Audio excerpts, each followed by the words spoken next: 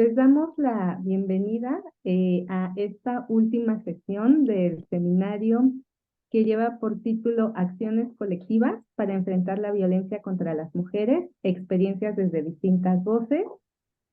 Bueno, pues le damos la bienvenida a quienes nos acompañan, ya sea aquí en la plataforma y también en redes sociales. Y bueno, pues en esta sesión tenemos la oportunidad de tener la presencia de la doctora Claire Branihan, que ella, bueno, pues nos va a hablar sobre cómo sería una ley contra el feminicidio en los Estados Unidos, posibilidades y limitaciones. Entonces, bueno, para mí es un gusto compartir el espacio con una gran amiga, con una gran colega, que bueno, pues nos acompaña desde Estados Unidos y que ella, bueno, pues desde allá ha estado trabajando el tema de el femicidio. Entonces, bueno, pues un poco para compartirles quién es la doctora Claire.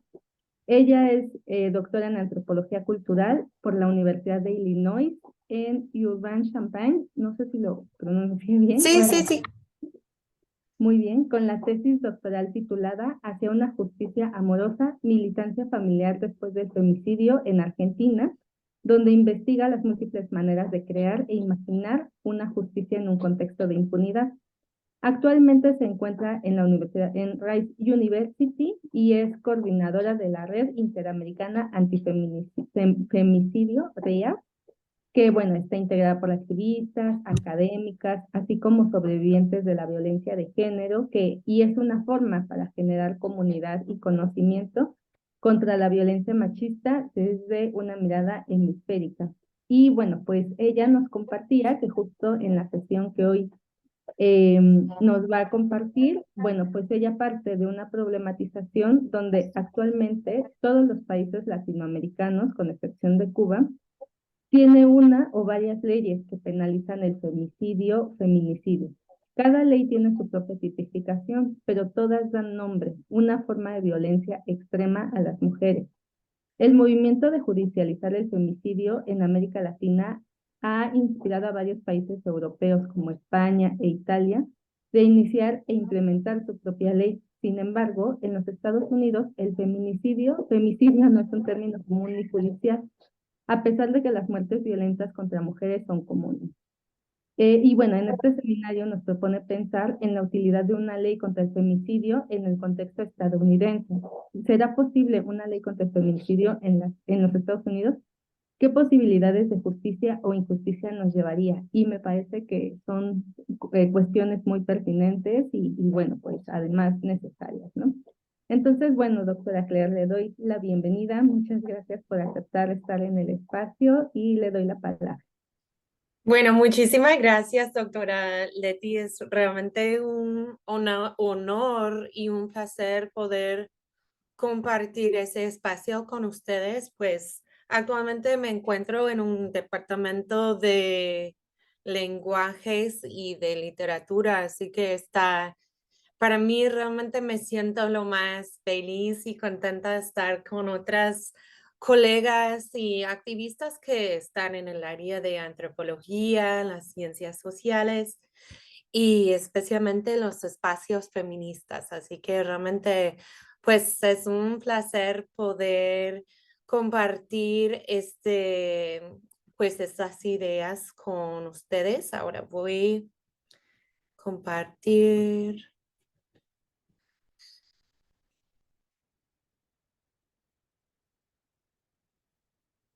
Ok, so pueden ver mi pantalla, ¿sí? Ok, perfecto. Bueno, voy a empezar en el contexto y mi punto de partida con este tema sobre una ley contra el feminicidio en los Estados Unidos. Como la doctora Leti mencionó, mi área de enfoque, el lugar donde hice mi trabajo de campo y investigación era en Argentina. Hice varios años, pues, de trabajo de campo sobre el tema de justicia en casos de femicidio y especialmente pensando en qué significa la justicia en un contexto de impunidad, en un contexto de machismo muy fuerte. Como ustedes saben que en la mayoría de los casos de femicidio, las víctimas y sus familiares generalmente no se puede encontrar justicia de forma jurídica. Así que mi investigación tiene que ver con cuestiones de cómo se crea la justicia, cómo se imagina y cómo se hace la justicia en este contexto de muchísima impunidad, que es como un marco del feminicidio en América Latina. Es la impunidad, es una característica muy, pues muy fuerte del femicidio en América Latina. So, es mi área de enfoque, soy especialista en Argentina y el movimiento contra el femicidio en Argentina, especialmente trabajando con los familiares de víctimas y con una agrupación de familiares de víctimas.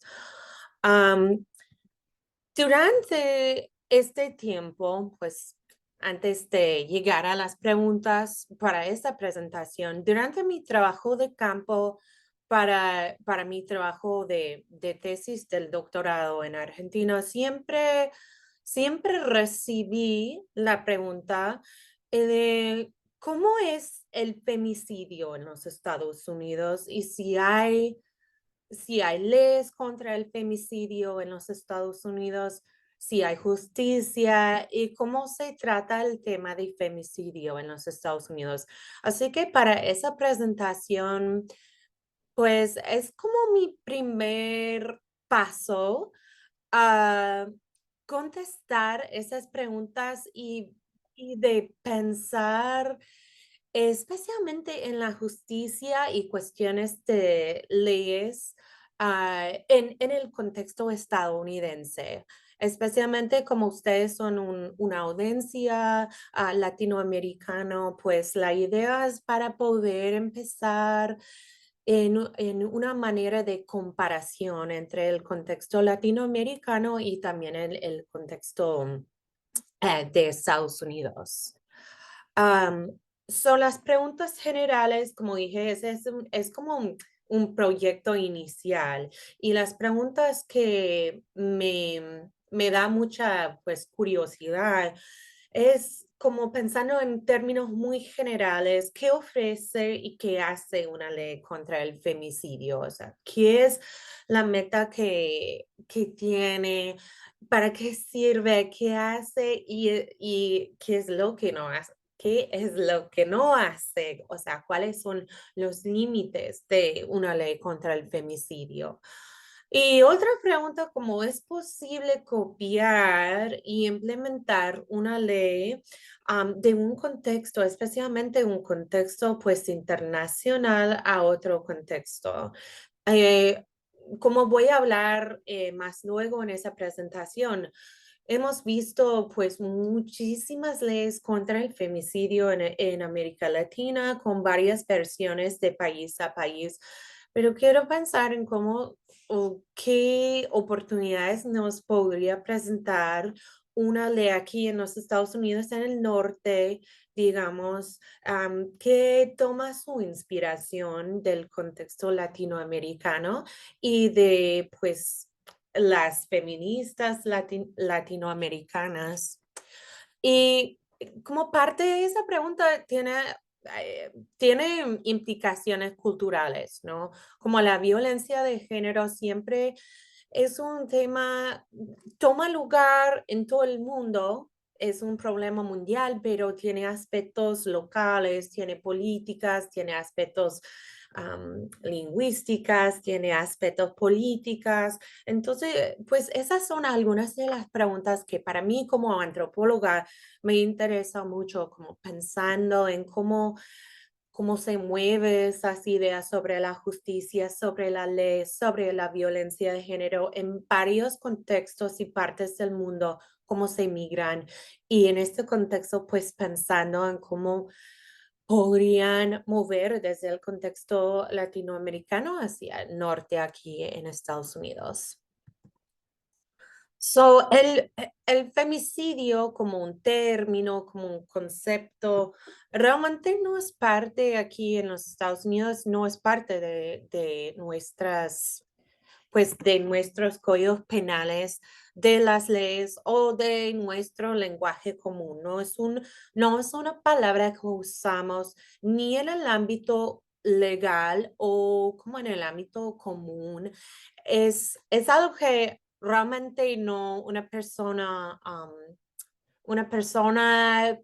si fuera a preguntar a una persona aquí qué es el femicidio, es muy posible que nunca han escuchado ese término antes. No se usa. Para darles, pues yo estoy en Houston, Texas, y yo pago mucha atención, obviamente, como una persona que estudia, yo estudio la violencia hacia las mujeres, así que siempre estoy pagando atención a esta problemática en cualquier contexto, especialmente donde vivo, porque hay una muy como altísima tasa de violencia hacia las mujeres en mi ciudad, en Houston, Texas, y también en el estado.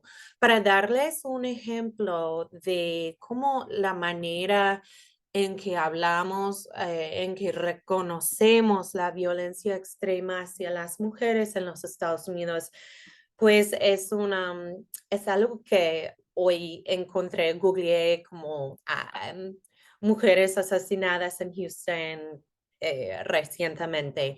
Aquí en inglés, en español se traduce a mujer muerta a tiros por su novio en frente de sus 3 hijos.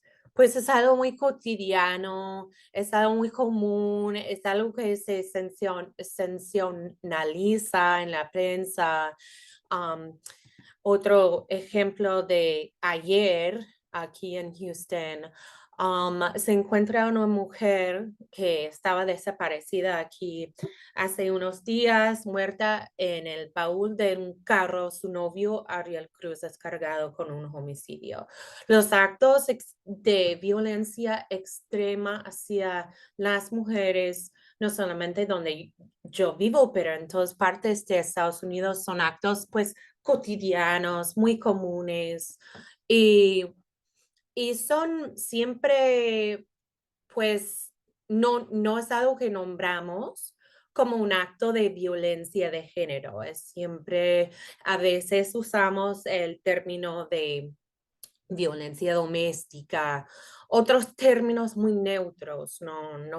Nosotros no realmente no usamos violencia de género tampoco, es violencia doméstica o violencia de parejas. Sin embargo, obviamente, esa violencia extrema existe, es algo muy profundo, es algo muy, como dije, tasas altísimas de esa forma de violencia. En vez de usar el término de femicidio, aquí nosotros normalmente usamos como un homicidio de una mujer. O un homicidio violento de una mujer cometido por un hombre para, para describir lo que en América Latina se llama femicidio. Se estima, aunque no hay datos oficiales, se estima que cada día en los Estados Unidos se mata entre 3 hasta 5 mujeres en un contexto de violencia de género. Son tasas muy altas para un país, para el país como más, con más recursos, uno de los países con más recursos en el mundo, con más dinero en el mundo. Algunos factores de riesgo para tener en mente cuando hablamos de esa violencia letal hacia las mujeres y niñas en los Estados Unidos, hay factores especiales que tenemos que tomar pues en mente, como siempre. No todas las mujeres tiene la misma experiencia de violencia. Las mujeres más vulnerables, como en muchas partes de las Américas, siempre son las mujeres del color, mujeres pobres, mujeres marginalizadas. Una estadística que siempre me llama muchísima atención cuando hablo de la violencia letal hacia las mujeres negras en los Estados Unidos es que el homicidio violento es la causa más común de muerte para mujeres negras entre los años 18 hasta 32 años. O sea, y es una estadística que nos debe llamar mucha atención, que esa manera que están viviendo y que están muriendo las mujeres negras es un factor muy potente de riesgo de femicidio. Ah, las muertes violentas, los homicidios violentos o femicidios de mujeres de color, especialmente las mujeres negras o mujeres indígenas, no reciben la misma calidad de investigación de las fuerzas policías que mujeres blancas o mujeres de raíces europeas. Así que es un país en que su identidad y nivel económico tiene mucho que ver como muchos países, con los factores de riesgo. Pueden ver mirando unas estadísticas sobre el número en total de mujeres asesinadas por hombres es del año 2020. En total, sin contar los estados de Florida y Alabama, que son estados del sur, hubo 2.059 mujeres asesinadas por hombres en 2020. Y pueden ver aquí mi estado donde estoy, el estado de Texas, tiene solamente un estado en un año, 257 mujeres que fueron asesinadas, que debe ser como estadísticas que nos debe llamar la atención y que debe ser como visto como un problema muy profundo, pero aquí no tiene la misma, no se reconoce como un problema social o un problema urgente, sino se ve más como un problema individual, un problema que tiene que ver con una pareja que tiene problemas y que entre individuos hay violencia que resulta en, en, en esas muertes.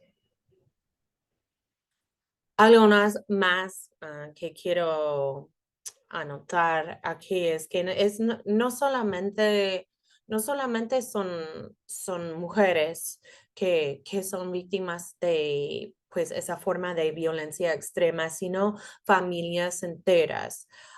El término en inglés es family annihilation, que refiere a casos de homicidios de dos o más personas de una misma familia.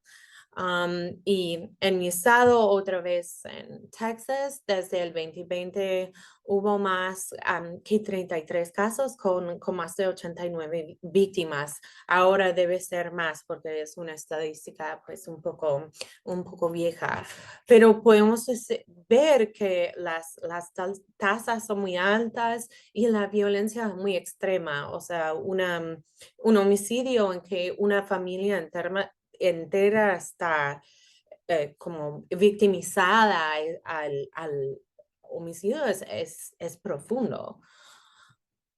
En comparación, pensando en el estado de Texas, solamente aquí en este estado, como dije, Texas en el año 2020 tenía 257 homicidios de mujeres por hombres o femicidios.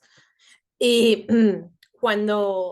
y Texas tiene una población de 29 millones de personas. So, cuando nosotros pues hacemos una comparación con países como Argentina, que tiene una población de 45 millones de personas, se estima que hubo 251 femicidios, y en Chile, que es un país que tiene 19 millones de personas, entre el 2020 y 2022 se estima que hubo 154 femicidios. Eso no es para decir que países como Argentina tienen un mejor contexto, o para decir que es mejor en estos países. Es solo para poder dar una idea de la grandeza del problema de homicidio de mujeres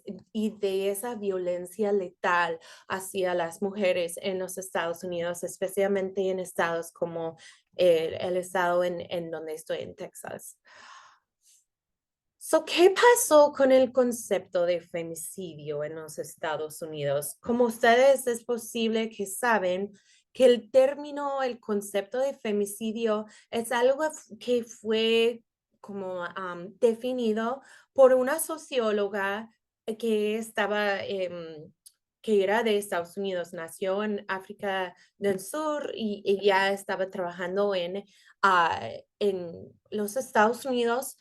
Y en los años 70, durante varios movimientos feministas aquí en los Estados Unidos, ella, junto con otras feministas radicales, feministas parte de ese movimiento radical, ella introdujo el concepto de femicidio para poder explicar las muertes violentas de mujeres por hombres, porque no hubo una palabra para definir a esa forma de homicidio y de violencia letal. Como ustedes quizás saben también, el movimiento radical feminista radical en los Estados Unidos, que surgió durante ese momento, durante los años 70, tuvo una visión de un feminismo que vio al patriarcado como la fuente principal de opresión de todas las mujeres. Am, Hubo mucha énfasis en el patriarcado como la fuente de la opresión de las mujeres, algo que pues nosotros podemos ver que en ondas de feminismo que vino después fue muy criticado, porque obviamente hay otras fuentes, otros factores de opresión en la vida de las mujeres, en la vida de las mujeres de color, negras, mujeres migrantes se enfrentan pues múltiples formas de violencia, pero con el movimiento radical se enfocaba mucho en el patriarcado y en esa forma de violencia patriarcal, y llamando esa violencia como algo que tenía que ser definido. Um, Feministas como Diana Russell concentraba muchísimo en formas de violencia extrema hacia las mujeres, como femicidio. Sin embargo, el movimiento radical feminista en los años 80 y 90 podemos ver una cooptación del movimiento radical por movimientos conservadores. ¿En qué sentido? En el sentido de que feministas radicales en los Estados Unidos se enfocaba mucho en la violencia sexual, en la violencia de género, y eventualmente se enfocaba mucho en cuestiones como de pornografía, que tenía también pues movimientos muy conservadores también, tenía muchos reclamos en contra de lo que vieron como un problema moral en la sociedad para los jóvenes. O sea, hubo como una confluencia entre los movimientos radicales, como Diana Russell y como otros. Y eventualmente en los Estados Unidos el feminismo radical desapareció durante las noventas como un movimiento muy grande de feministas en ese país. Y con esa desaparición del movimiento radical también se desapareció el uso del término femicidio. Movimientos feministas aquí en los Estados Unidos realmente empezaron a enfocarse más en cuestiones de, como dije antes, de violencia doméstica o, o acoso sexual, temas y problemas sociales que obviamente fueron y siguen siendo problemas muy grandes y muy profundas, pero que no llevaron quizás la misma controversia que unos términos que utilizaron las feministas como Diana Russell con el feminismo radical. En el año, como ustedes quizás ya saben, la historia del movimiento del concepto de femicidio, vemos que mientras que en los Estados Unidos, aquí en el norte, el término no se fue como desapareciendo del uso común o del uso en el movimiento feminista y apareció en el contexto latinoamericano en las noventas, especialmente en Ciudad Juárez, en las noventas, medio noventas, el uso de femicidio, activistas y también familiares de víctimas empezaron a utilizar esa palabra para nombrar y para describir la violencia extrema que estuvieron viendo en ese contexto de la frontera y con la ciudad y con la globalización, ¿no? Con la creación y con la introducción de las maquiladoras y con la migración de mujeres del centro de México hacia la frontera para trabajar en las maquilas y con su desaparición que empezó a pasar más y más y más. Entonces vemos que es como el momento en que se empezó a utilizar el concepto de nuevo, sino en el contexto latinoamericano. Pero ¿qué pasa? El femicidio como un concepto social, una palabra, un nombre sociopolítico que definió a Diana Russell como la muerte de mujeres por hombres por el solo hecho de ser mujer. Eso era la definición original de Russell. Sin embargo, en el contexto de Juárez, la definición de Diana Russell no era suficiente para poder explicar lo que realmente estaba pasando y lo que sigue pasando en muchos contextos latinoamericanos, donde podemos ver que no es solo cuestión de violencia de pareja o de violencia machista hacia las mujeres. Hay muchos más factores que están ocurriendo. Así que, por ejemplo, la impunidad, la complicidad y la participación del Estado con el crimen organizado, el uso de las mujeres más vulnerables en los conflictos y políticas de drogas. Así que vemos la introducción de Marcela Lagarde de su concepto de feminicidio, que ella como presentó para poder pues articular más la realidad del contexto de Juárez, pero como dije, con el contexto más latinoamericano también.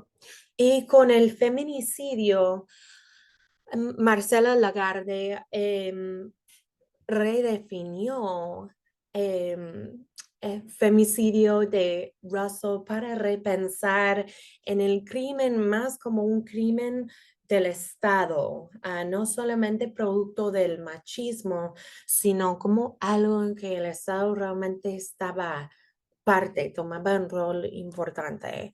Es una cita de ella en que dice, es una ínfima parte visible de la violencia contra niñas y mujeres sucede como culminación de una situación caracterizada por la violencia reiterada y sistemática de los derechos humanos de las mujeres. Es decir, que ahora pues de repensar esa forma de violencia no solo como un crimen, sino como una violencia sistemática de los derechos humanos de las mujeres.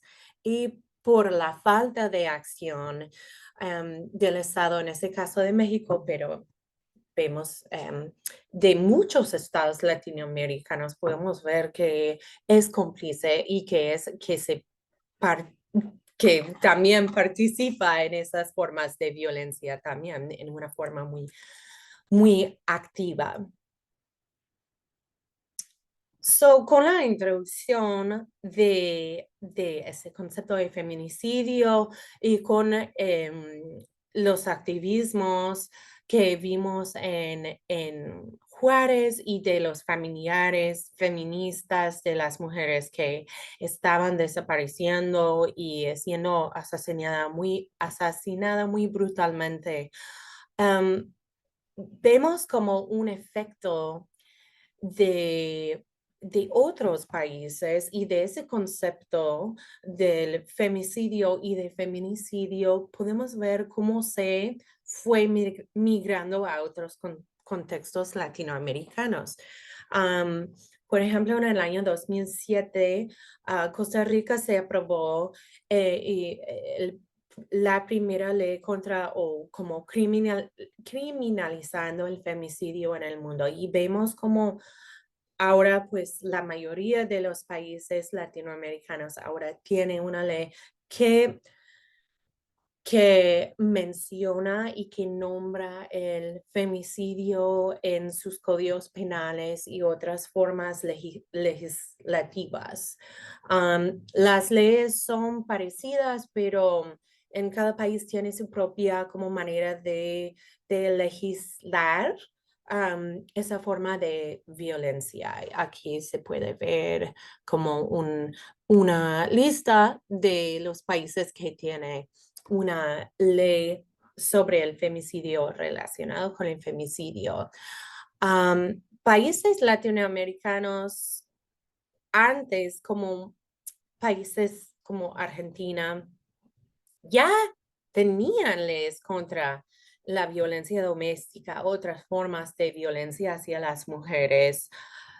Pero y también hubo como convenios internacionales, o sea, muchos esfuerzos legales para prevenir, para parar la violencia hacia las mujeres y niñas. Sin embargo, podemos pues ver, y voy a hablar más sobre eso, que esas leyes obviamente no fueron suficientes para parar las violencias o para prevenir las múltiples formas de violencia. Así que ahora llegamos. Entonces, si las leyes son tan ineficaces, ¿por qué derecho criminal como lugar de resistencia contra el femicidio?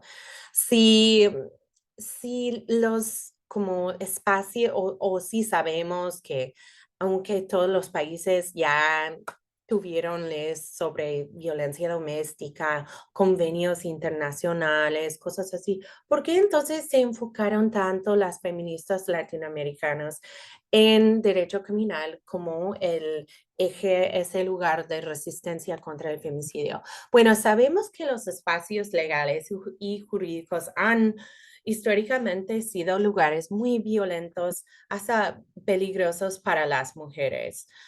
Históricamente, los femicidios, o lo que ahora hoy en día llamamos en América Latina como femicidios, se han tipificado como crímenes de pasión o casos de relaciones de violencia que culminan con la muerte de la pareja femenina, con la muerte de la mujer. En estos casos, que hasta muy recientes se han llamado casos de homicidios violentos contra las mujeres en situaciones de pareja, crímenes de pasión, hasta muy recientes se han usado esa palabra. La defensa para los hombres que fueron acusados de ejercer esa violencia podrían tener acceso a muchas defensas, incluso una defensa que se llama una emoción violenta o la idea de que un hombre que ejerció una violencia tan extrema hacia una mujer, básicamente perdió control de sus emociones por un tiempo corto y perdió su control sobre su cuerpo, emociones, y que resulta en violencia extrema y en la muerte de la mujer. En Argentina, por ejemplo, el impulso para una ley que criminalizará el femicidio fue un caso muy conocido ahí de una mujer joven que se llamaba Wanda Tadei. En el febrero de 2010, su marido Eduardo Vázquez la roció con alcohol y la prendió fuego. Unos días después, ella murió por quemaduras por casi la mayoría de su cuerpo en una muerte muy dolorosa, muy angustiada y muy violenta.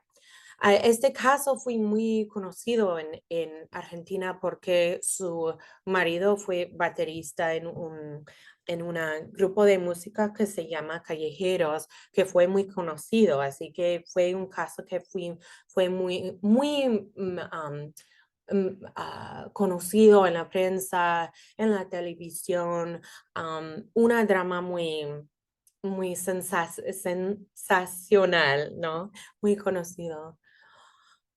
En el juicio, la defensa presentó a Vázquez como muchos hombres que son acusados de femicidio, como un hombre traumatizado, que él había sufrido un incendio también, una coincidencia, un incendio con su banda, un incendio muy conocido.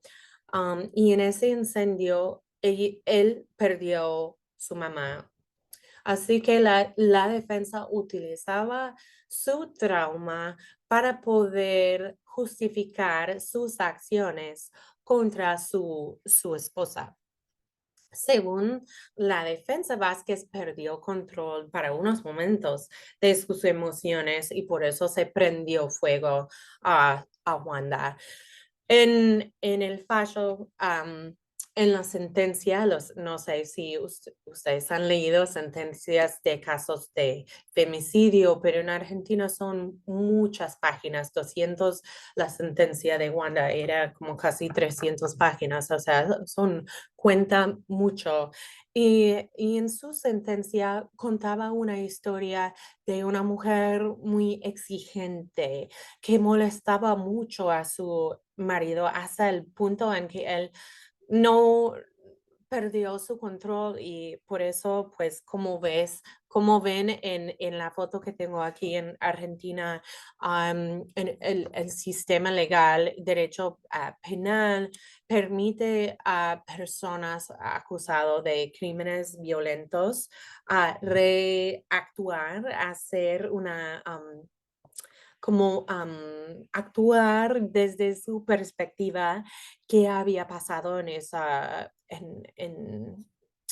el femicidio, en ese caso, en la muerte. Así que es una foto, pues para mí es una foto que dice mucho porque vemos que él tiene todo el poder, tiene la botella de alcohol, está como actuando lo que según él había pasado, que fue un accidente en que él perdió control de sus emociones y la luz se cortó y eventualmente pues prendió fuego a su esposa.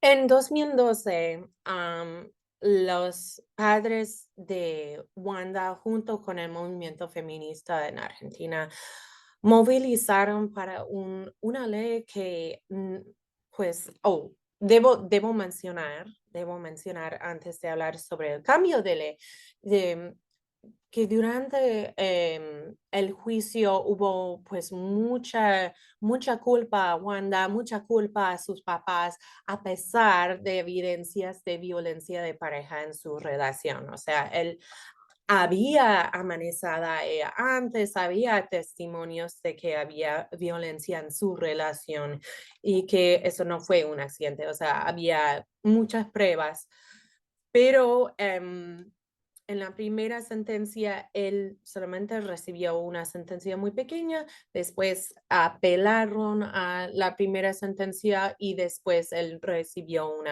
una sentencia de perpetua.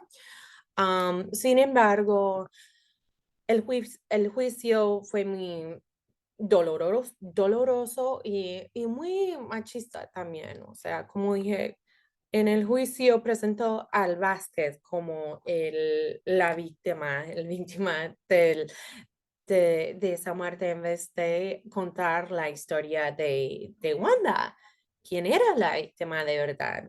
Así que después de este juicio, sus papás, junto con el movimiento feminista, movilizaron para iniciar una ley contra el femicidio en Argentina que particularmente prohibiría el uso de esa emoción violenta en casos de asesinatos de mujeres. Entonces, en Argentina, en el 2012, el Senado aprobó esta ley 26.791, que es la ley que criminaliza y que pone el femicidio en el Código Penal argentino. Ahí se estableció que cuando un hombre mate a una mujer, mediando violencia de género, los jueces deberán imponerle una sanción de prisión perpetua, que en Argentina creo que son 25 años. Entonces, fue muy importante esa ley, fue como primer éxito del movimiento contra el femicidio en Argentina, y, y cambió el Código Penal para que los jueces y fiscales podrían poner ese cargo y tratar esos casos con una perspectiva de género. Obviamente, sabemos que las expectativas y que los deseos y metas de la ley y la realidad fueron cosas muy distintas. Las leyes como la ley en Argentina que criminaliza el femicidio, como en muchos contextos latinoamericanos también, leyes que criminalizan el femicidio obviamente no han parado o reducido las altas tasas del femicidio. Como ya mencioné que todos los países latinoamericanos, con la excepción de Cuba, tienen una ley o varias contra el femicidio. Es decir, que hay más leyes que no solamente criminalizan el femicidio, pero por ejemplo en Argentina hay varias leyes que tienen que ver con el femicidio, con la capacitación de personas como jueces, fiscales, personas del Estado. Hay muchas leyes que se han creado acerca de femicidio y sin embargo sabemos que las leyes solas no pueden reducir o parar el gran problema de femicidio. Y también sabemos que unos países latinoamericanos como El Salvador y Honduras siguen con algunas de las tasas más altas del femicidio del mundo. O sea, en algunos contextos como las tasas son enormes. Entonces, llegamos a la pregunta, ¿es inútil una ley contra el femicidio o nos puede ofrecer algo si, si tenemos evidencia muy clara que esas leyes no están reduciendo el problema, no están parando el problema, entonces es inútil una ley contra el femicidio? Pues como muchas cuestiones sociales, depende, ¿no? Pero simbólicamente esas leyes son sumamente importantes, ¿no? Lo que no se, algo que escuché muchas veces en mi trabajo de campo, lo que no se nombra no se ve y no existe.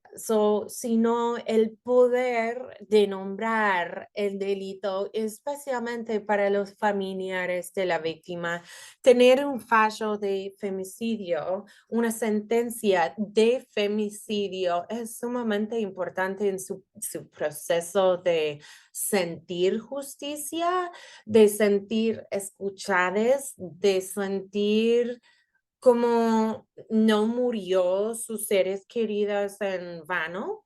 Así que es realmente el femicidio o feminicidio en los códigos penales y en otras leyes también es algo sumamente importante.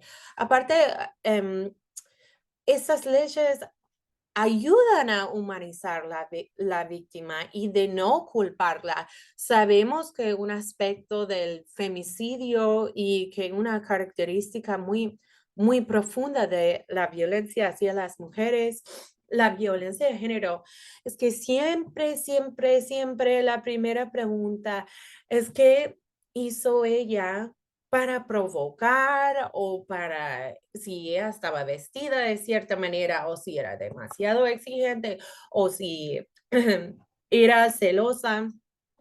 Un facho de femicidio tiene el poder humanizar a la víctima y decir muy claramente, no solamente en el ámbito jurídico, sino en el ámbito social, que no fue su culpa, que no fue por su culpa que murió de una forma tan violenta.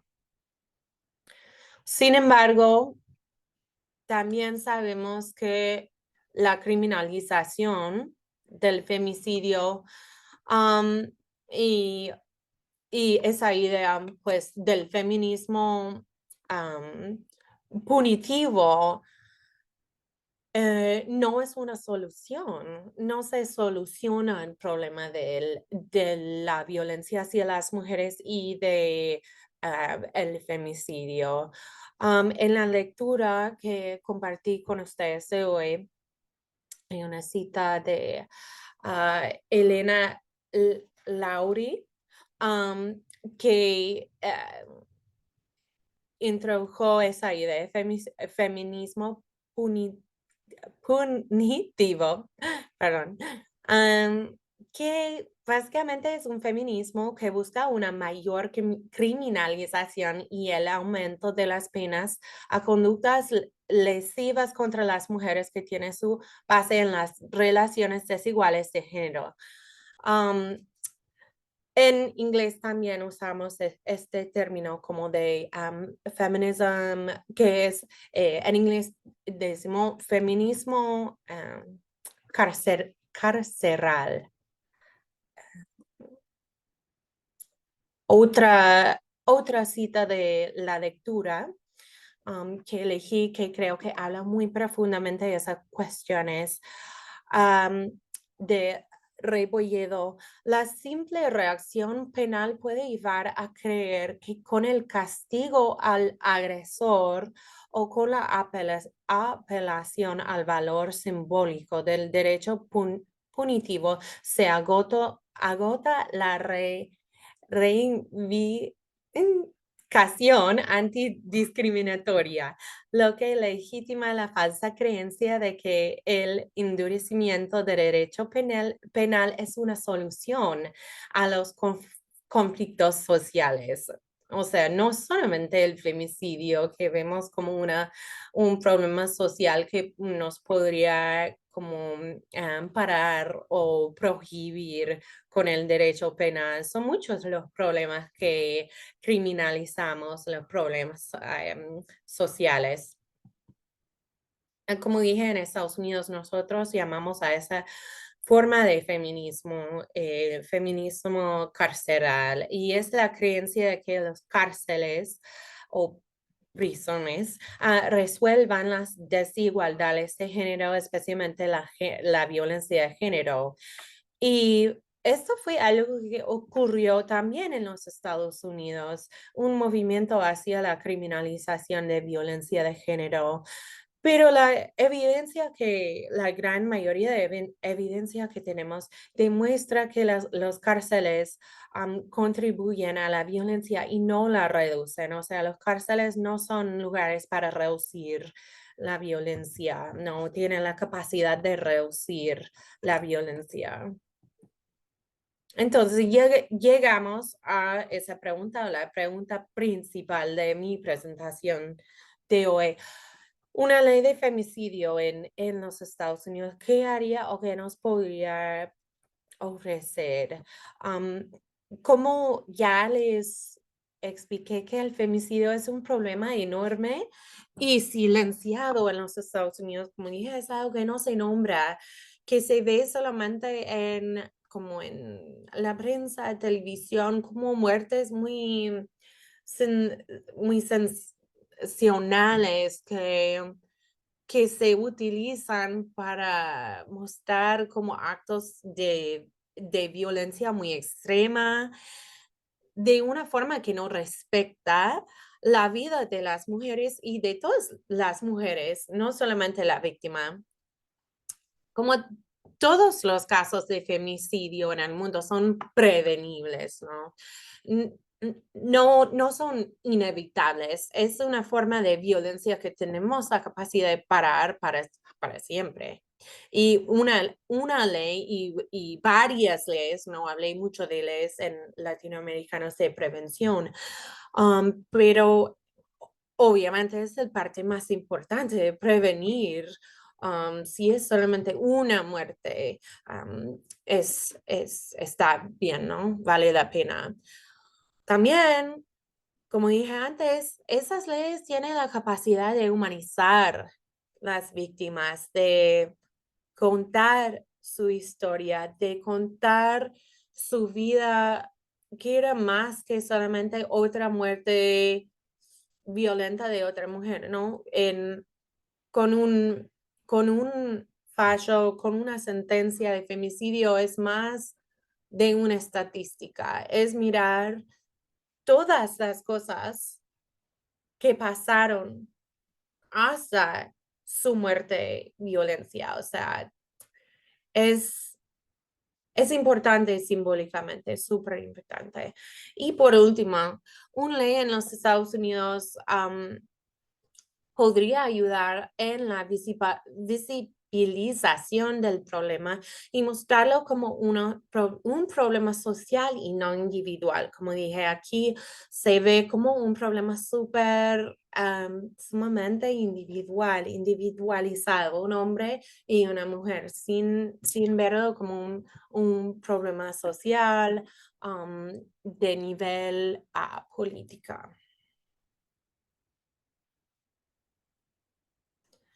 Sin embargo, sabemos que en los Estados Unidos las tasas de encarcelamiento son altísimas.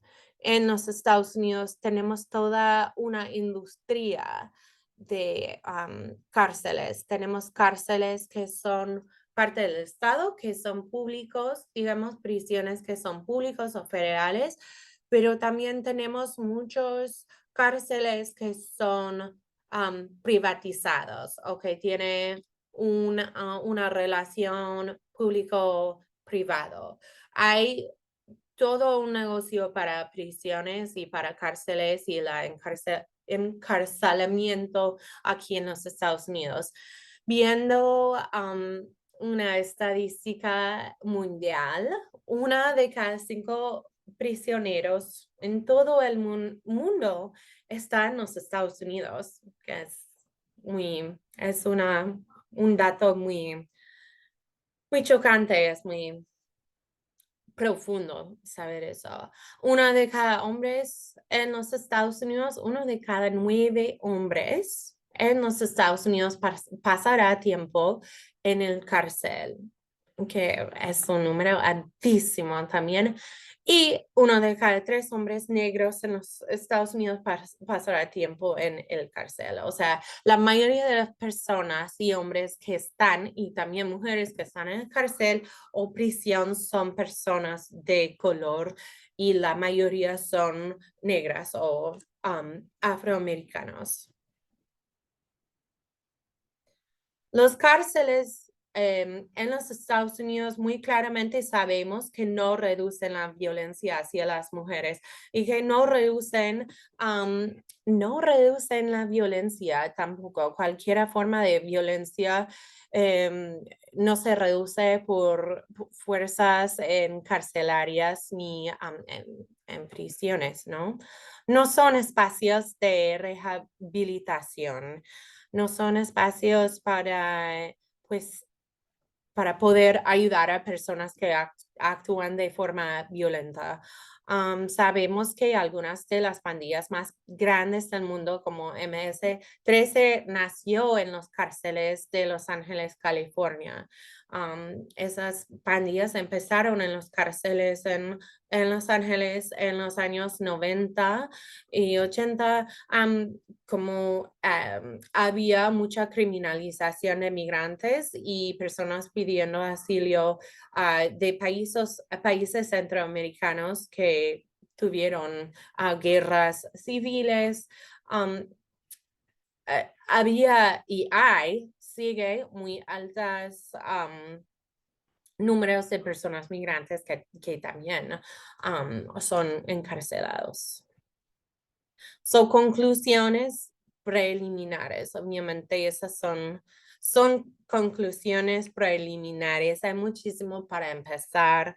Debo decir también, sin hablar sobre las conclusiones pues más teóricas, que una diferencia profunda entre América Latina y los Estados Unidos es que aquí en los Estados Unidos tenemos miles de códigos penales, tenemos muchos códigos penales y no utilizamos como un código federal para la mayoría de nuestros casos criminales. Hay casos criminales que son a nivel federal, pero no es como en muchos contextos latinoamericanos en que tienen un código penal que se aplica a todo el país. Solo algo importante para notar.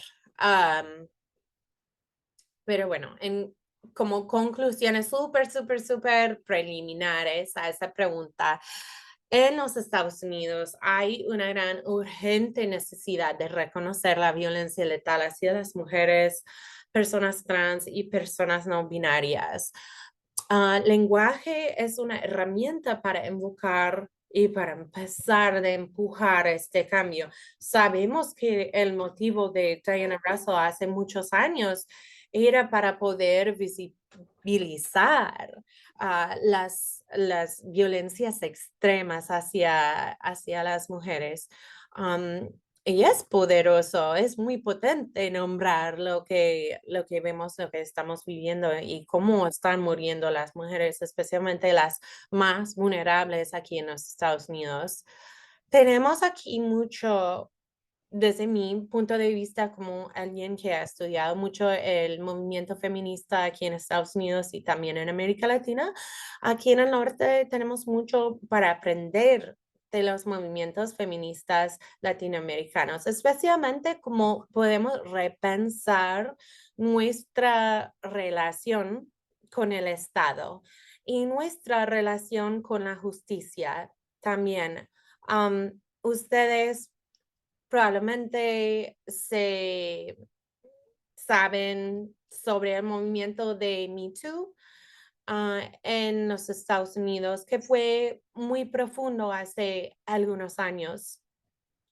Y durante ese movimiento, aquí la justicia fue más como una forma de justicia social en que activistas y personas, mujeres sobrevivientes de violencia de género, um, llamaron, identificaron a su agresor y hubo muchos hombres muy conocidos que fueron aquí en inglés decimos Me Too, que ella, por nombrarlo, fue una manera de cancelar al agresor y fue una forma de justicia, pero una justicia que no logró quizás lo que queríamos como feministas, como personas que quería reducir la violencia de género. Creo que nosotros tenemos que empezar de pensar en el Estado de nuevo como una herramienta contra la violencia de género, porque como dije, realmente las tasas son altísimas, es un fenómeno, es un problema social muy grave y que requiere apoyo del Estado, que requiere fondos públicos, que requiere políticas públicas, pero aquí hemos perdido pues esta herramienta como forma de prevenir y de parar la violencia hacia las mujeres y el femicidio. Así que yo en el futuro me gustaría ver como pensando en los movimientos feministas latinoamericanos, un, quizás no regresando, pero repensando el rol del Estado, el rol de la justicia, no necesariamente en la criminalización, pero de pensar pues en cómo lo podemos utilizar para parar, prevenir y exterminar este problema. Um, pero bueno, esas son como conclusiones, es como una invitación a diálogo para que podamos pues mejor ir pensando de una forma pues internacional. Como dije, yo vivo en Houston, vivo en Texas, que es un estado con la frontera, fronterizada. Y pues las violencias son extremas hacia las mujeres migrantes. Es para mí una oportunidad de empezar un diálogo como pensando en nuestros roles de ese lado de la frontera y del otro, y de intercambiar ideas y estrategias para que pues no tenemos que decir ni una menos más, que puede ser una consigna del pasado.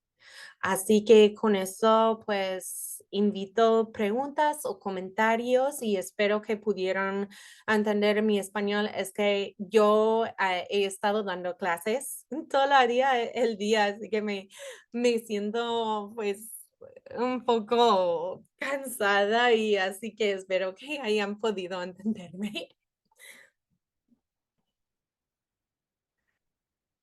Muchas gracias, querida Claire. Bueno, pues yo logré comprender muy bien, Ok, entonces qué bueno. parece que, bueno, ya las compañeras nos compartirán.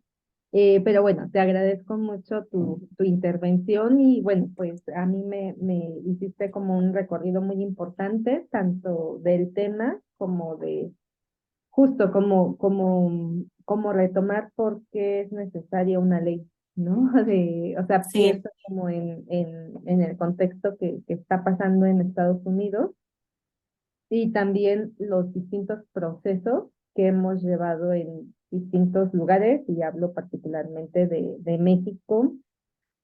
Digo procesos porque creo que tiene que ver, o sea, que la ley es un punto de partida, o más bien, sí, creo que ha habido muchos procesos antes de la ley y la ley de partida es un la ley es un punto de llegada, pero también un punto de partida, ¿no? Para otros sí. procesos. Entonces, bueno, pues no sé si las compañeras tengan como alguna intervención. Bueno, Yadira nos comenta que se entendió tu Qué bueno, qué bueno. exposición. Entonces, bueno, no sé si alguien quisiera, alguna de las compañeras quisiera como aprovechar la oportunidad de tener a la doctora Claire, que nos ha dado esta gran presentación. ¿Alguna duda, algún comentario?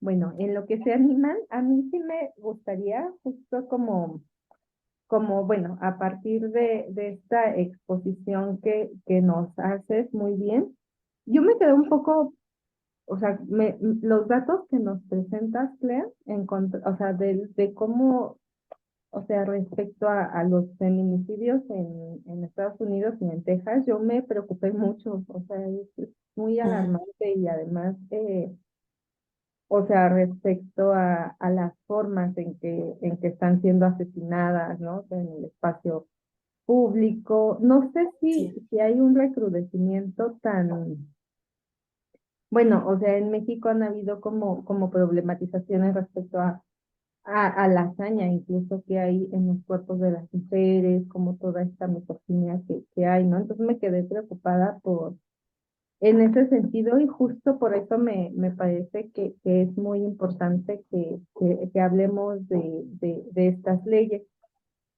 Y justo, o sea, yo quería consultarte, quería justo hacerte como una pregunta que iba más como en el sentido que tiene, o sea, si en Estados Unidos, además de pensar justo en la importancia de esta ley, si han habido como alguna organización colectiva de las Ujú. mujeres en los espacios públicos, ¿qué es lo que pienso como desde estos procesos que ocurren en las calles o de hartazgo? ¿Qué está pasando con esto en Estados Ujú. Unidos?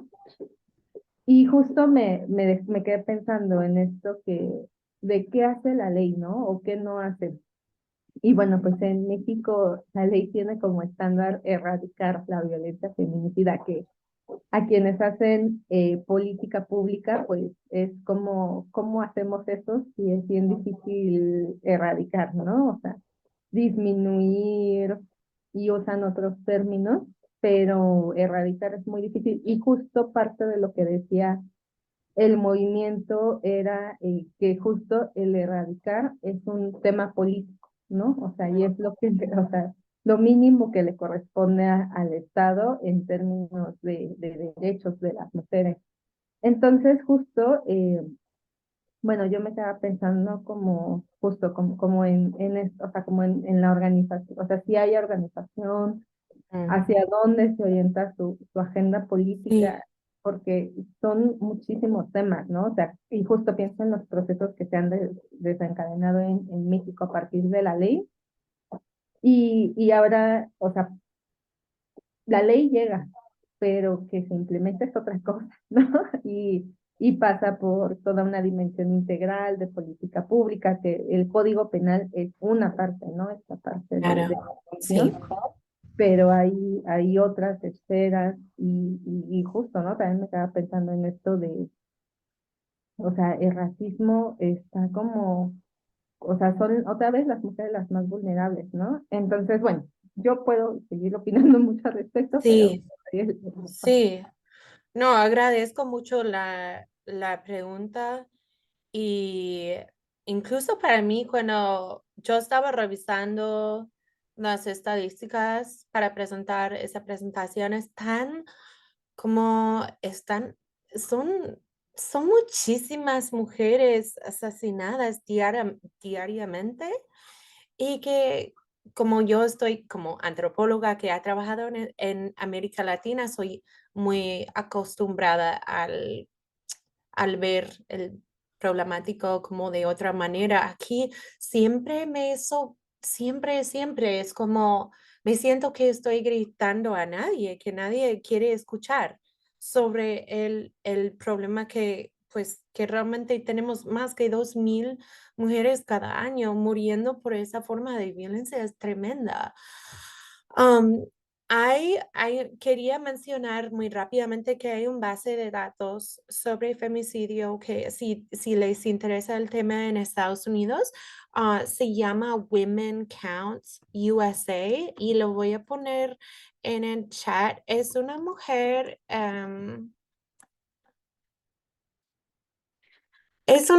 sola y ella, de hecho, está en Texas también. Ella estaba trabajando como una enfermera, creo que en la sala de emergencia en los hospitales, y a ella la llamó mucho la atención la violencia extrema hacia las mujeres, así que decidió hacer su propio base de datos porque no hay una, como dije, realmente no tenemos las estadísticas sobre, porque no tenemos figura de femicidio y tenemos como datos sobre homicidios violentos de mujeres, pero más que eso, pues no hay. Am, en términos de movimientos, sí, hay movimientos importantes, hay colectivos, hay agrupaciones importantes también. Durante las noventas, con el movimiento en contra de la violencia hacia las mujeres, algo que pasó es que este movimiento fue institucionalizado por el Estado. O sea, entonces, ¿qué quiero decir con la institucionalización de un movimiento?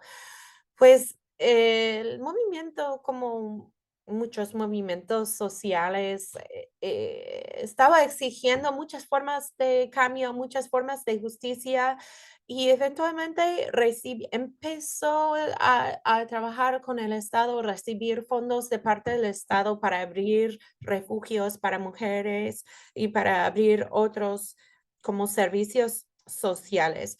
Sin embargo, al recibir estos fondos públicos, hubo muchas restricciones de parte del Estado, que quiere decir que al recibir esos fondos públicos, esas organizaciones ya no pudieron hablar más sobre la liberación de las mujeres o la liberación de mujeres de color, cosas más que aquí diríamos que son radicales, demasiado radical y que el Estado no quiere apoyar con fondos públicos. Así que durante las 90 vimos ese proceso de institucionalización. Actualmente, hay muchos colectivos importantes, movimientos importantes, especialmente con comunidades de mujeres indígenas.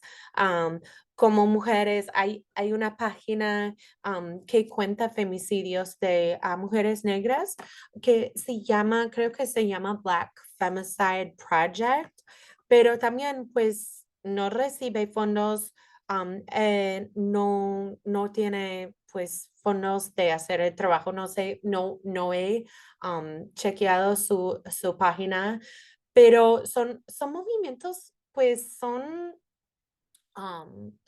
pequeños y son muy importantes, pero con un movimiento masivo, vimos pues un movimiento masivo cuando fue elegido Trump y también con el movimiento de Me Too. Sin embargo, pues hubo ya hay mucho para hacer. Es decir, que no es para criticar el movimiento, decir que no hizo nada, pero nos falta, creo que, em, nos falta algo porque siguen esas tasas de violencia tan extremas y casi invisibles. Y por eso, pues a mí me urge este diálogo con expertas en América Latina y sobre todo con las líderes de movimientos para saber cómo es que nosotras, pues como una red, como personas, como activistas, como académicas, cómo es que podamos de pensar juntas porque realmente es un problema internacional y cómo es que podamos enriquecer am, nuestros, pues, soluciones, demandas y pues para crear un mundo sin esas violencias. Hay movimientos, pero nos falta el lenguaje, me parece. Necesitamos otro marco teórico para poder visualizar, entender la violencia hacia, hacia las mujeres y también hacia las personas trans, am, y personas no binarias también.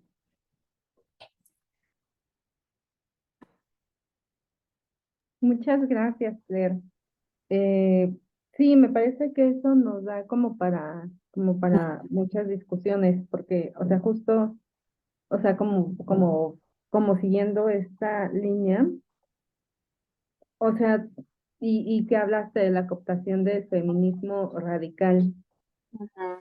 Y entonces, o sea, no sé, es una pregunta como, o sea, porque también se habla de un feminismo liberal en Estados Unidos, ¿no? Y que tiene pues unas connotaciones incluso más asociadas con individualismo. ¿Tú crees que por ahí también pueda ir como el tema? Justo porque pienso que en México también hubo toda esta institucionalización de los feminismos, Sí, pero ha habido también como otras, como posturas políticas, como desde el feminismo radical, que es justo como parte de lo que ahora estoy trabajando. Pueden estar como algunos grupos de, perdón, como algunas posturas feministas, como en unos espacios, pero el movimiento desde otras perspectivas va empujando, sí. como, Sí, sí, y obviamente hay fuentes de feminismo sumamente importantes en Estados Unidos, como pensando en todos los movimientos de feminismos de mujeres de color y especialmente de las mujeres negras y con la idea de la interseccionalidad, un concepto que ha sido pues quizás mal entendido. Es un concepto que... Oh, ay, perdón, perdón, oh, perdón. no, no, no hay problema. Es un concepto que, pues, nos ha ayudado mucho para ver las múltiples formas de violencia que afectan a a las mujeres de color, a las mujeres migrantes. Y Kimberly Crenshaw, quien era la feminista, am, la académica es una especialista en derecho. Ella introdujo el concepto de interseccionalidad precisamente para hablar sobre la experiencia de mujeres en el sistema judicial, en sus experiencias en los sistemas legales. Pero es un concepto que pues los movimientos conservadores que a veces son mucho más mejor organizado que movimientos más progresistas, ¿no? Los movimientos como estamos viendo ahora, el movimiento a la derecha internacional que existe en los Estados Unidos y que existe en muchas partes de América Latina, también como lo hemos visto recientemente con la elección de Javier Milei en Argentina, ellos son muy organizados y tienen una campaña contra esas formas de femicidio o de feminismo muy potente. No sé, no es como otra pregunta quizás, pero nosotras tenemos que encontrar maneras de estatizar respuestas a las fuertes movimientos conservadores y antifeministas, ¿no?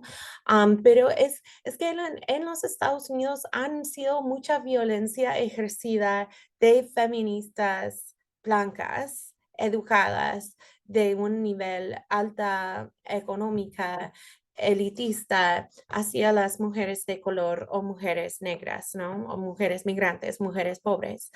Y esas violencias han fracturado el movimiento feminista en una manera que tiene mucho sentido, ¿no? Porque ha causado mucho dolor, ha causado mucha, pues,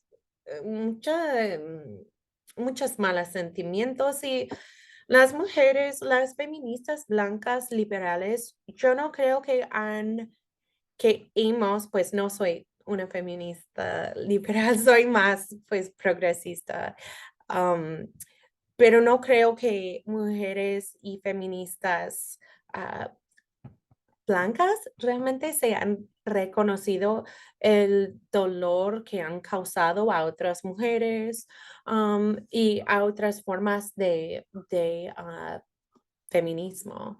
Así que en este contexto estamos muy fracturadas, el movimiento feminista, y por una buena razón, porque como dije, había muchas violencias, tiene sentido, pero es un problema que nosotras tenemos que pensar y intentar de resolver para poder organizarnos, ¿no? No sé si, creo que había una pregunta también de Yadira. Hay algunas, querida. Sí.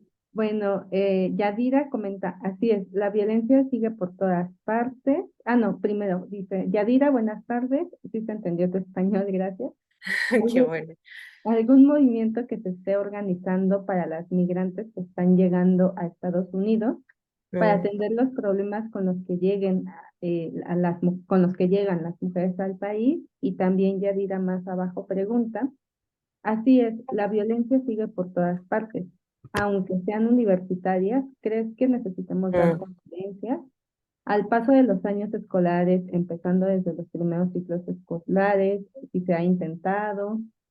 Y bueno, por redes sociales nos pregunta Dolores Figueroa, que es una querida amiga, ¿de qué manera consideras que se pueden abrir vías de colaboración transnacional desde la mm. resistencia? Y bueno, también Yadira vuelve a comentar las mujeres blancas feministas, sus recursos, de dónde los consiguen. Bueno, son muy buenas preguntas. Voy a empezar con lo de las mujeres migrantes. Pues es un tema que yo no estoy segura exactamente sobre movimientos o agrupaciones para ayudar especialmente a las mujeres migrantes, pero sabemos que sufren muchísimas violencias en su pues deseo de buscar otra vida aquí, de pedir asilo. Pues muchas mujeres, especialmente las que están llegando de América Central, están huyendo de situaciones muy extremadamente violentas y muchas situaciones con un muy alto riesgo de femicidio, pues como pensando en las situaciones pues, en Guatemala, en El Salvador, en Honduras, pues donde las tasas de femicidio son altísimas. Am, yo creo que las mujeres migrantes son tan criminalizadas ahora, pues mujeres migrantes de América Central, de México, de principalmente de México, de América Central, son tan criminalizadas especialmente en Texas. Había, como yo me acuerdo, una foto, pues, no sé cómo diría esa palabra en español, pero es como, am, se pusieron barreras muy, ¿cómo diría? En la frontera para que es muy oh my gosh, no sé cómo decir, como que se puede cortar su piel. am, y como cosa muy, que son formas de castigar a los migrantes y a las migrantes de forma tan violenta y de tan cruel, es una crueldad, ¿no? De la forma en que criminalizamos a las mujeres, especialmente mujeres y niños que intentan, y hombres también, pues criminalizamos a los hombres también, especialmente porque se presentan como si fueran todos como traficantes de drogas y ese tipo de cosas. Así que no, yo con esa pregunta no estoy segura sobre las agrupaciones que espero que estén ayudando a las mujeres, pero no estoy segura. Am, pues quiero a contestar a Lola, pues yo creo que crear esos lazos internacionales es tan importante y algo bueno que surgió con la pandemia es que pues sabemos que el uso de Zoom y otras plataformas digitales son mucho más accesibles ahora. Así que pues antes de la pandemia, pues esta forma de dar una charla, pues no era tan común. Y así que, pues yo espero que podamos seguir con esa forma de interactuar juntas y pues en el futuro también de estrategizar como um, pasos, políticas, ese tipo de cosas. Pero con esa pregunta de recursos, pues para feministas blancas, aquí en los Estados Unidos, hablando de la institucionalización del movimiento feminista, hay también un proceso de, de básicamente de hacer los movimientos en organizaciones no gubernamentales o asociaciones civiles, que también es una forma de pacificar movimientos que están exigiendo realmente un cambio radical, un cambio de erradicar la violencia, pues es muy común que esos movimientos muy rápidamente se transforman a ser esas organizaciones sin fondos de lucro que son que no tiene pues la misma los mismos pedidos, sus trabajos tienen que ver con aplicar para fondos para poder continuar con su trabajo de oficina y ese tipo de cosas. Um, hay un libro que es espectacular que no sé si hay una versión en inglés o en español ya, creo que hay una versión en español, pero se llama la revolución no recibirá fondos o no será como no will not be funded. En otras palabras, habla del problemática de movimientos en los Estados Unidos y cómo son captados a hacer esas organizaciones sin fondos de lucro. Aquí otro problema que tenemos también es que en las universidades, en la educación pública, pues está siendo muy castigado por movimientos conservadores y pues como dije, con movimientos conservadores muy organizada para asegurar que no se enseña en las escuelas temas sobre género, para que no se enseña como temas de la educación. Aquí no se toca para nada en Texas.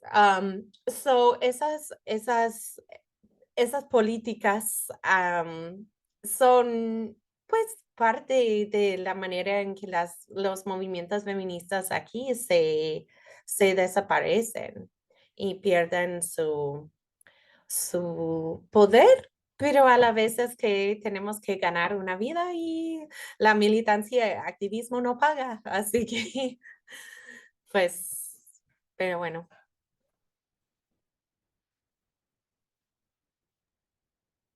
Y bueno, justo también Yadira, esto ya justo, que ella hablaba justo de que sí, se necesitan dar conferencias en los años escolares, desde los primeros ciclos escolares, o sea, cómo ir atendiendo estas como, o sea, como qué caminos, yo pienso, no sé si va por ahí, Yadira, como tu planteamiento, o sea, como por dónde podríamos comenzar a sensibilizar, no sé si es por ahí. Sí, yo creo que pues es cierto, pues para hacer ese trabajo pues necesitamos fondos, necesitamos apoyo económico y pues es muy difícil conseguir los fondos. Toma mucho tiempo libre que mujeres no tienen porque están pues haciendo trabajos de cuidado, están viviendo en una situación con economía capitalista, pues que es muy difícil sobrevivir. Muy bien, querida Claire. Pues muchas gracias por compartirnos tus reflexiones, tu trabajo, tu compromiso.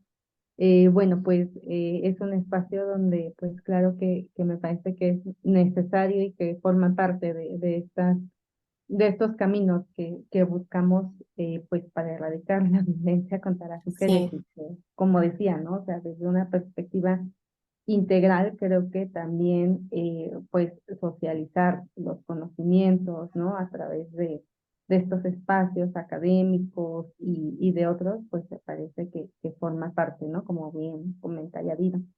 No sé si tengan alguna duda más aquí en el espacio o en redes sociales, me parece. No sé si hay algún otro comentario. Bueno, si no, pues, voy a poner mi correo electrónico así. muy bien.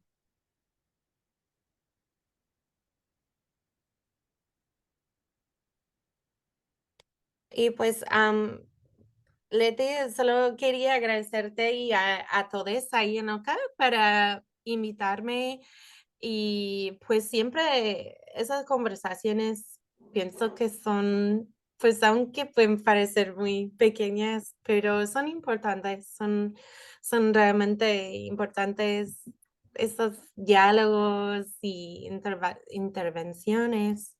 Y pues quiero terminar solo con la esperanza, pues siempre tenemos nosotras, siempre estamos para nosotras y que pues esas violencias no tienen que pasar y hay esperanzas.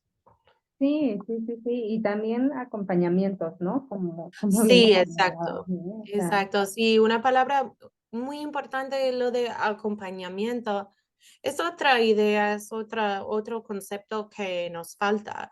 En los Estados Unidos no lo usamos acompañamiento como es una sociedad muy individualística y no, es otro concepto que para mí ha sido sumamente muy importante de la idea de acompañar a personas. Así que gracias. y las acompañamos, ojalá que, bueno, o sea, pienso como en este problema y justo, ¿no? O sea, en México llevamos mucho, y creo que en otras latitudes, como muchas décadas, ¿no? Pienso en los 90, los 2000, que se introduce la discusión al Parlamento y tenemos la maravillosa ley que impulsa Marcela Lagarde, la Ley General de Acceso de las Mujeres a una Vida Libre de Violencia, que digo Sí, es muy larga. Y bueno, pues han pasado las décadas y tenemos 2 décadas después casi todo el país con alertas de género y resulta sí, que no nada más es la alerta, ¿no? Sino como estar además constantemente empujando como la política pública y estar pues eso, ¿no? Como en una relación también, o sea, disputas, ¿no? Con el Estado, pues para hacer avanzar nuestros derechos. Entonces, digo, todos estos recorridos son como creo que escenarios muy claros que podemos ir compartiendo, ¿no? Como desde distintas latitudes y que pues podemos totalmente. irnos articulando, ¿no? Sí, totalmente. Y otra cosita más que, pues es muy fácil decir que las leyes no sirven o que no hacen nada, pero no es así porque, pues, hace muchas cosas. Son cosas que a veces son difíciles de medir o de contar, pero sirve y son importantes y son éxitos del movimiento. Y eso hay que recordar, que eso, la ley no viene de nada, esas leyes vino de años y décadas de lucha y, y han servido y pues son importantes y son históricas. Y son puntos de partida, ¿no? Sí, exactamente, sí. Bueno, querida Claire, pues te agradezco mucho por compartirnos, bueno, pues por acompañarnos en este espacio y compartir todas tus reflexiones. Y bueno, pues con esto damos el cierre de este Seminario Internacional de Acciones Colectivas para enfrentar la violencia contra las mujeres. Bueno, pues les agradezco a quienes han estado a lo largo de las sesiones, a quienes nos acompañaron, claro, a Claire por cerrar como este espacio. Y bueno, pues las constancias se las estaremos, bueno, ya las están haciendo llegar desde el Observatorio Coyuntural Antropológico, entonces desde ahí se las harán llegar. Y bueno, pues no sé si Lili quisiera decir algo como para el cierre del espacio. Bueno, María José, Shanti, agradecer a todo el observatorio por permitirnos, ¿no? Como abrir este espacio. También vienen futuras colaboraciones. Maya José y Shanti, bueno, pues son estudiantas de la ENA en procesos de formación también con el mundo de la academia, entonces, y nos han estado acompañando en estos espacios. Entonces, bueno, pues cierro. Dice Lili que, bueno, agradece mucho la compañía en este proceso y a seguir construyendo estos espacios, que es importante. Y bueno, pues, Shanti, adelante, por favor.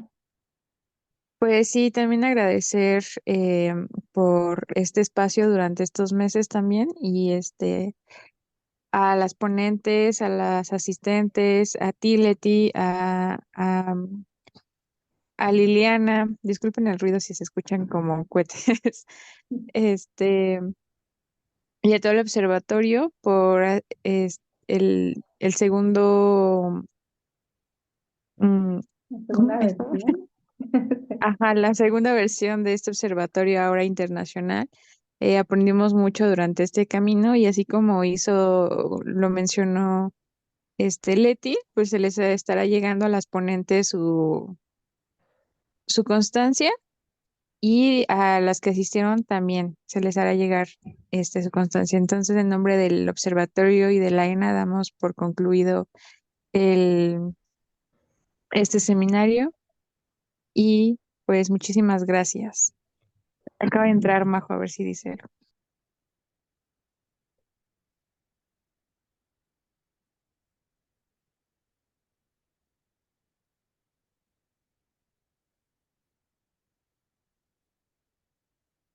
No te escuchamos, Majo.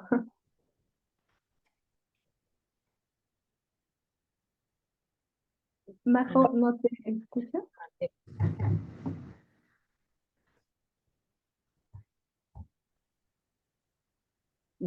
Creo que no, todavía no te escucho. Ay. Ya, ya, ya.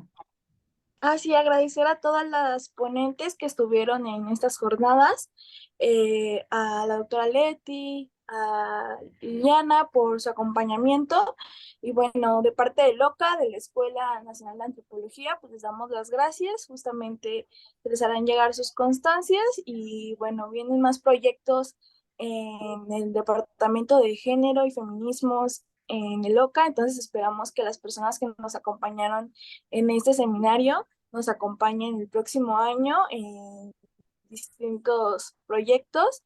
Y bueno, también de parte del seminario me parece que también van a haber algunas sorpresas por ahí o que este trabajo no se quede solamente aquí, ¿no? Que es justamente lo que busca el observatorio y bueno, y que buscamos en general compartir este tipo de conocimientos y pláticas muy enriquecedoras. Sería todo y pues agradecerle también al equipo de la ENA que nos estuvo acompañando con la transmisión y pues con las constancias. Muchas gracias a todas y nos estamos viendo en próximos eventos. Un saludo.